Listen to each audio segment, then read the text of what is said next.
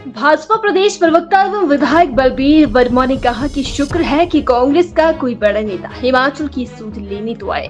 उन्होंने कहा कि भारी बरसात से हिमाचल प्रदेश में बड़ा नुकसान हुआ है। चलो 2 महीने बाद कांग्रेस की वरिष्ठ नेता प्रियंका गांधी को समय तो मिला कि वह हिमाचल आए, इसके लिए उनका धन्यवाद। पर लगता है कि अभी तक कांग्रेस पार्टी के नेता सनातन धर्म पर हमला करने में व्यस्त थे, इसलिए उनको समय नहीं मिल पाया।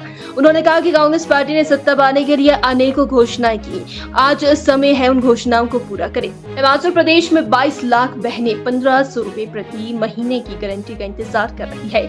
हजारों बहनों के तो इस आपदा में घर टूट गए। अगर 1500 के हिसाब से 13,500 रुपए सरकार उनको दे चुकी होती तो आज कम से कम वह एक छत तो डाल देती। कांग्रेस पार्टी ने चुनावों के समय गारंटी दी थी कि पहली कैबिनेट में 5 लाख बेरोजगारों को नौकरी देंगे, पर ये पूरा नहीं हुआ। सबसे पहले मैं प्रेस के सभी बंधुओं का स्वागत एवं धन्यवाद करता हूं कि आप सभी यहाँ उपस्थित हुए। आज हिमाचल प्रदेश में कांग्रेस पार्टी की बहुत ही वरिष्ठ नेता प्रियंका गांधी जी आए हैं, उनका हम सब स्वागत करते हैं।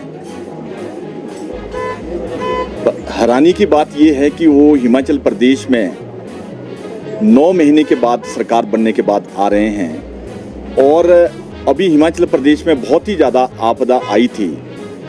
2.5 महीना हो गया, इसमें कोई भी कांग्रेस का सेंटर से कोई भी लीडर नहीं आया।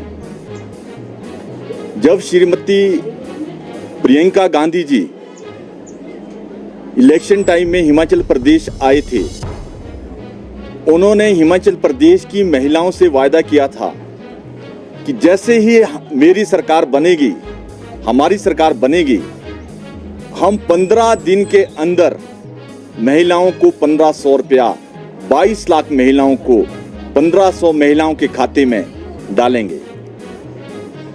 और 9 महीने तक उनको वो वायदा याद नहीं आया और 2.5 महीने हो गए, हिमाचल प्रदेश में बहुत ही बड़ी आपदा आई और देश से कांग्रेस का कोई भी लीडर, बड़ा लीडर हिमाचल प्रदेश नहीं आया।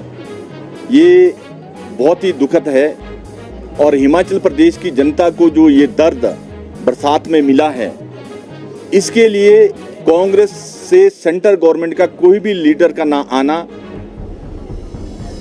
ये एक बहुत ही शर्मनाक बात है। आप सब जानते हैं, जब हिमाचल प्रदेश के अंदर कांग्रेस ने सरकार बनानी थी, 5 लाख रोजगार देने का वायदा किया था, जिसमें श्रीमती प्रियंका गांधी जी ने भी ये वायदा हिमाचल प्रदेश की जनता से किया था कि हिमाचल प्रदेश के युवाओं को 5 लाख नौकरियां दी जाएगी, सरकारी नौकरियां दी जाएगी। और हिमाचल प्रदेश में क्या हुआ आप सब जानते हैं। जो हमारा सर्विस सिलेक्शन बोर्ड था हमीरपुर का, जहां युवाओं ने 1 साल से, जिन्होंने बहुत सारे इंटरव्यू दिए थे, 1 साल से उनके इंटरव्यू भी नहीं हुए और सर्विस सिलेक्शन बोर्ड ही बंद कर दिया गया, जहां से युवाओं को नौकरियां मिलनी थी। और उसके ऊपर श्रीमती प्रियंका गांधी ने एक शब्द नहीं कहा कि हिमाचल प्रदेश के युवाओं को जहां से नौकरियां मिलनी थी, वो सर्विस सिलेक्शन बोर्ड बंद हो गया है। और आप हिमाचल प्रदेश के अंदर इस आपदा में बहुत सारी राजनीति बहुत सारे लोग कर रहे हैं और ऐसे टाइम में हम सबका दायित्व है कि हिमाचल प्रदेश में जिन महिलाओं को 1500 रुपया उन्होंने वायदा किया था, जिनके घर अभी इस बरसात में गिरे हैं, उनको भी अगर प्रदेश के माननीय मुख्यमंत्री वो वायदा पूरा करें, उसमें भी हजारों महिलाएं हिमाचल प्रदेश की हैं जिनके अपने मकान गिरे हैं। और अगर उनको शुरू से देते तो एक महिला को 9 महीने में 13,500 के करीब जाना था और एक परिवार में 3-4 महिलाएं होती हैं, उनका जो घर पार्शली डैमेज हुआ है या फुली डैमेज हुआ है, उसमें उनको एक सहायता मिलनी थी। इसके बारे में भी कांग्रेस पार्टी के माननीय मुख्यमंत्री और जो राष्ट्रीय नेता श्रीमती प्रियंका गांधी जी है, इन्होंने एक शब्द इसके बारे में नहीं कहा है। अभी आज 2.5 महीने के बाद वो मंडी और कुल्लू के दौरे पर आए हैं, पर हिमाचल प्रदेश की मातृशक्ति महिलाएं उस दिन को याद कर रही है जिस दिन उन्होंने सोलन में अपने स्पीच में कहा था कि 15 दिन के अंदर महिलाओं के खाते में 1500 रुपया आएगा, और उसका जवाब उन्होंने वहां भी नहीं दिया, और प्रेस वार्ता में भी वहां उनसे पूछा गया था, पर उन्होंने कोई जवाब नहीं दिया है। और मेरी उनसे यही विनती है कि जो इलेक्शन टाइम है झूठी गारंटियों देकर आपने प्रदेश में सरकार बनाई है और प्रदेश की जनता आपकी झूठी गारंटियां मानकर आपको सत्ता में लाए हैं, और हमारी सरकार भारतीय जनता पार्टी की सरकार आदरणीय श्री जयराम ठाकुर जी प्रदेश में बहुत अच्छे कार्य कर रहे थे, और उनके कार्य को लोगों ने इसलिए नजरअंदाज किया कि उन्होंने 10 झूठी गारंटियां देकर हिमाचल प्रदेश की भोली भाली जनता को और स्पेशली मातृशक्ति को, हमारी माँ बहनों को ठगा है। मेरी आपसे विनती है कि ऐसी घड़ी में हिमाचल प्रदेश में ऐसा कोई परिवार नहीं है, ऐसी कोई मातृशक्ति नहीं है जिनका इस आपदा में नुकसान नहीं हुआ है। सबका नुकसान हुआ है। जो आपने इलेक्शन टाइम में वायदा किया है 1500 रुपए का, आप तुरंत हिमाचल प्रदेश की जनता को, हिमाचल प्रदेश की महिलाओं को तुरंत वो 1500 रिलीज करें। ये माननीय मुख्यमंत्री महोदय से हमारी विनती है। आप सब जानते हैं कि पूरी कांग्रेस पार्टी सनातन धर्म के बारे में क्या टिप्पणियां कर रही है। सनातन धर्म कब का है? ये लाखों वर्षों पुराना है। कोई भी धर्म, सबसे पुराना धर्म हमारा धर्म है, उस पर क्या टिप्पणी? ये पूरे देश के और प्रदेश के कांग्रेस के भाई सनातन धर्म में इतने व्यस्त हो गए कि सनातन धर्म को मिटाना है। ये राम राज्य से चला हुआ है, श्री कृष्ण भगवान से सनातन धर्म चला हुआ है, द्वापर त्रेता सतयुग सब युगों में हमारा धर्म चला हुआ है, और आज उसको मिटाने की बात ये कर रहे हैं। बहुत ही एक ऐसी बात इन्होंने इस देश में ऐसी आग लगाई है। कुछ नेता तो पेट्रोल की कैनी लेकर चले हैं कि जहां भी कोई मौका मिलता है इस राष्ट्र में आग फैलाने का काम कर रहे हैं। मेरी कांग्रेस के पार्टी के सभी नेताओं से ये विनती है कि ये देश तरक्की में आदरणीय श्री नरेंद्र मोदी जी की अध्यक्षता में आगे बढ़ रहा है। इसमें आपको तकलीफें बहुत हो रही है, इसलिए तकलीफें हो रही है कि हिंदुस्तान चंद्रमा पर चांद पर अपना चंद्रयान उतार रहे हैं, और ये तकलीफें आप धर्म में परिवर्तन ना करें। आपके अंदर अगर कोई आपको तकलीफ हो रही है तो इस देश को बांटने का काम ना करें, धर्म और जाति पर इस देश को ना बांटे। ये मैं आपसे सबसे विनती करना चाहता हूँ। देश के अंदर बागवानों की क्या स्थिति बनी है? जब से हिमाचल प्रदेश में सेब पैदा हो रहे हैं, अंग्रेजों ने भी बागवानों को कोई दंड नहीं किया, और आप हैरान रहेंगे कांग्रेस सरकार ने उन बागवानों को दंडित किया है बेचारे जिनके सेब सड़ रहे थे। उन्होंने अगर सेब सड़ रहे थे, रोडें बंद थी, रास्ते बंद थे, ना रोडें खुली थी ना रास्ते खुले थे, उनके पास क्या चारा था? अगर उन्होंने अपने सेब कहीं डाले हैं तो ये कानूनी कौन सा अपराध है? अभी तक सब्जियां भी सड़ती है, सेब भी सड़ते हैं, फल सब बहुत सारे सड़ते हैं। सभी लोग बागवान किसान उनको कहीं नाले में ही डालते हैं। कोई ऐसा तो नहीं है कि उस शहर के लिए लाने थे। आप सब इसका बारीकी से आंकलन करना।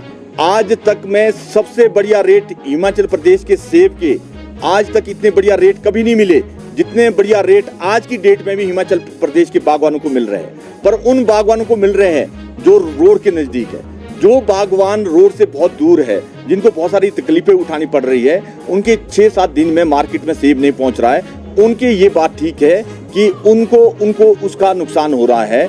जैसे श्रीमती प्रियंका गांधी जी ने कहा है कि अगर हिमाचल प्रदेश के बागवानों की आप सोचते, हिमाचल प्रदेश के बागवानों के बारे में आप सोचते तो प्रदेश की सरकार को कहती श्रीमती प्रियंका गांधी कि सारी सड़कें आप इमीडिएट खोलें और कोई भी बागवान ऐसा किसान हिमाचल प्रदेश में ना रहे जिसकी फसल खेत में सड़े। आप सब जानते हैं कि हिमाचल प्रदेश के अंदर ये बरसात कोई पहली बार नहीं। 2019 में बहुत नुकसान हुआ था, 2010 में भी बहुत नुकसान हुआ था, 2010 में बागवानों के बहुत ज्यादा नुकसान हुआ। आप सब जानते हैं कि 2010 में जब हिमाचल प्रदेश में भारतीय जनता पार्टी की सरकार थी, सेंटर में कांग्रेस की सरकार थी, जितना आंकलन करके इन्होंने यहां से नुकसान भेजा था उसका 7% सेंट्रल गवर्नमेंट ने दिया था। ओनली 7% सेंट्रल गवर्नमेंट ने दिया था। आज तक का सारा रिकॉर्ड निकाले आप, कभी भी 8-9% से ऊपर नुकसान सेंट्रल गवर्नमेंट ने प्रदेश गवर्नमेंट को नहीं दिया है। पहले जब भारतीय जनता पार्टी की सरकारें थी उस टाइम की भी मैं बात कर रहा हूं जो प्रदेश के अंदर थी। अभी भारतीय जनता पार्टी की सेंटर में सरकार है, एडवांस में 800 करोड़ के करीब दे दिया उनको। और ऐसा नहीं है कि और भी पैसा ना है। और आपने बारीकी से इस बात को समझना, जब भी हिमाचल प्रदेश में बरसात आती है इसका सारा पैसा दिसंबर में मिलता था। आप सारा रिकॉर्ड निकालें, अभी तो एडवांस में दे रहे हैं इनको, और भी देंगे सेंट्रल गवर्नमेंट, और भी देगी। हमारे राष्ट्रीय अध्यक्ष श्री जगत प्रकाश नड्डा जी बार बार होम मिनिस्टर से मिल रहे हैं। हमारे सेंटर के मिनिस्टर अनुराग ठाकुर जी बार बार मिल रहे हैं। हमारे नेता प्रतिपक्ष आदरणीय श्री जयराम ठाकुर जी 10 बार उन्होंने दिल्ली के चक्कर लगा दिए। सभी माननीय मंत्री से मिल रहे हैं कि हिमाचल प्रदेश में आप इमीडिएट, इसका सिस्टम है यहाँ हिमाचल प्रदेश में। आपने देखा होगा जब भी बरसात पड़ती थी दिल्ली से टीम आती थी, टीम को कम से कम टीम की रिपोर्ट पहुंचने में काफी टाइम लगता था। इस रिपोर्ट सबमिट हो गई है, उस पर जल्दी से जल्दी कोई निर्णय लेकर हिमाचल प्रदेश की जनता को जो इस आपदा में पड़ी है। पर एक बात आपको मैं बताना चाहता हूं, हिमाचल प्रदेश में नहीं दुनिया में कोरोना आया था। जयराम ठाकुर जी ने ये तो नहीं बोला किसी को तनख्वाह नहीं मिलेगी, ये तो नहीं बोला किसी को पेंशन नहीं, वेलफेयर पेंशन भी दी, तनख्वाह भी दी, राशन भी दिया, दवाई भी दी, इलाज भी कराए, एक भी सड़क बंद नहीं होने दी। बरसातें तो उस टाइम भी आई है। ये प्रदेश के उस टाइम ना जीएसटी मिल रहा था, उस टाइम ना वैट मिल रहा था, ना उस टाइम एक्साइज मिल रहा था, तीनों टैक्स के कोई भी रेवेन्यू जनरेट नहीं हो रहा था। उसके बाद भी मुख्यमंत्री जो मुखिया होता है प्रदेश का, उनका दायित्व है हिमाचल प्रदेश की जनता की दर्द को कैसे वो निपटाए। ये रोना धोना ये बिल्कुल नहीं होना चाहिए। जो मुखिया होता है उनका दायित्व है। जब 1000 करोड़ तनख्वाह के लिए ले रहे हैं, क्या बागवानों किसानों के लिए 1000 करोड़ लोन नहीं ले सकते हो? वो सारी आपदा सारी खत्म हो जाएगी। हमारी ये विनती है प्रदेश के मुख्यमंत्री को, ऐसी आपदा कोरोना काल में भी थी। एक आदमी हिमाचल प्रदेश का बताएं कि वेलफेयर की पेंशन जिसको नहीं दी होगी। और जयराम ठाकुर जी ने आते ही सरकार में 80 से 70 साल कर दी थी, जिसमें 3 लाख आदमी को पेंशन एक्स्ट्रा पड़ी थी। पर एक आदमी ऐसा बताए जिसको पेंशन नहीं मिली। हर महीने पेंशन भी मिलती थी, वेलफेयर की पेंशन मिलती थी, एम्प्लॉयज को सैलरी मिलती थी, एम्प्लॉयज को पेंशन मिलती थी, राशन सबको मिलता था, दवाइयाँ सबको मिलती थी, सारी व्यवस्था। उस टाइम भी बरसातें गिरी। ऐसा नहीं बरसात में हिमाचल प्रदेश में इस बार ज्यादा नुकसान हुआ है, पर हर बार नुकसान होता था। पर कोई भी सड़कें ऐसे टाइम में भी उन्होंने बंद नहीं होने दी। उस टाइम भी बागवान सेव होते थे, उस टाइम भी सेव हुए हैं। कोई भी सड़कें बंद नहीं होने दी। जयराम ठाकुर जी ने दिन रात मेहनत करके प्रदेश की जनता को कोई तकलीफ नहीं होने दी। ये प्रदेश के मुखिया का दायित्व है कि ऐसे टाइम में कोई बहानाबाजी ना लगाए।